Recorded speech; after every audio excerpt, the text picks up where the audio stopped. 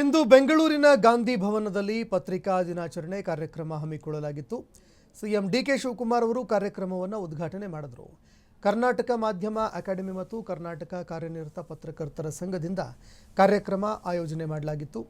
CM DK Shivakumar ಮಾತನಾಡಿ ಪತ್ರಿಕೋದ್ಯಮದಲ್ಲಿ ಮೌಲ್ಯಗಳು, ಸತ್ಯಾಸತ್ಯತೆಯ ಮಹತ್ವ ಒತ್ತಿ ಹೇಳಿದರು. ಇದೇ ವೇಳೆ ಮಾಧ್ಯಮಗಳ ಕಾರ್ಯವೈಖರಿಗೆ ಸಿಎಂ ಡಿಕೆ ಶಿವಕುಮಾರ್ ಶ್ಲಾಘನೆ ವ್ಯಕ್ತಪಡಿಸಿದರು. ಓದೋರು ನೋಡೋರು ಲಕ್ಷಾಂತರ ಜನ ಕೋಟ್ಯಾಂತರ ಜನ ಅದನ್ನ ನೋಡ್ತಾರೆ.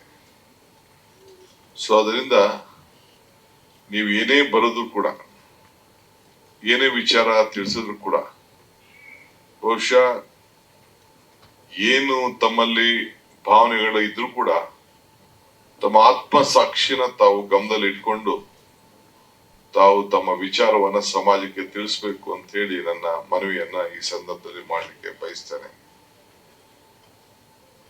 ಕೆಲವೆಲ್ಲ ಮಾಧ್ಯಮದವರು ಅಂತಂದ್ರೆ ಯಾವಾಗ್ಲೂ ಶಾಶ್ವತವಾದಂತ ವಿರೋಧ ಪಕ್ಷದವರು ಅಂತ ತಿಳ್ಕೊಬಿಡ್ತಾರೆ. ವಿರೋಧ ಪಕ್ಷ ಮಾಡೋ ಕೆಲಸ ಮಾಧ್ಯಮ ಮಾಡ್ತಾರೆ.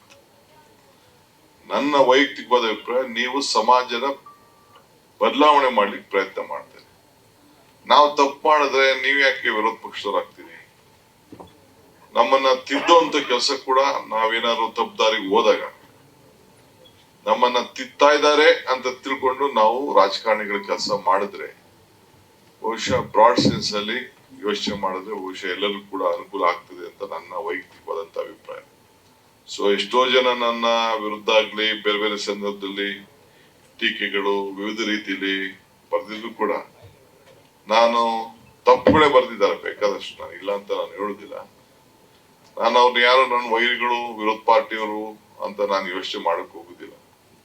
ಈಗ ನಾನು ಬೆಳಗ್ಗೆ ರೊಟೀನ್ ಸುಮಾರು 6-7 ತಿಂಗಳಿಂದ ಹಾಸ್ಪಿಟಲ್ಗೆ ಹೋಗಿ ರೊಟೀನ್ ಚೆಕ್ ಮಾಡಿಸಿರ್ಲಿಲ್ಲ.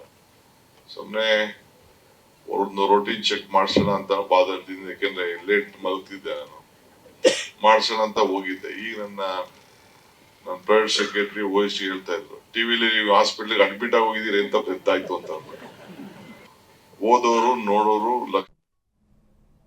ಇನ್ನು ಡಿಕೆ ಶಿವಕುಮಾರ್ ಅವರ ಮಾತುಗಳನ್ನು ಕೇಳಿಸ್ಕೊಳ್ತಾ ಇದ್ರಿ. ಸಿಎಂ ಇದೇ ಸಂದರ್ಭದಲ್ಲಿ ಸಾಕಷ್ಟು ವಿಚಾರಗಳ ಬಗ್ಗೆ ಮಾತನಾಡಿದ್ರು.